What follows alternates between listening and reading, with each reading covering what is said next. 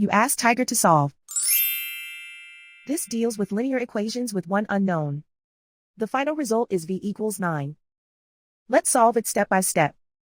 Simplify the expression. Expand the parentheses. Multiply the coefficients. Simplify the arithmetic. Group all constants on the right side of the equation. Add 16 to both sides.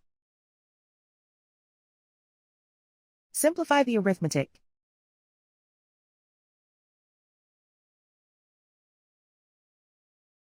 Isolate the v. Divide both sides by 6. Simplify the fraction.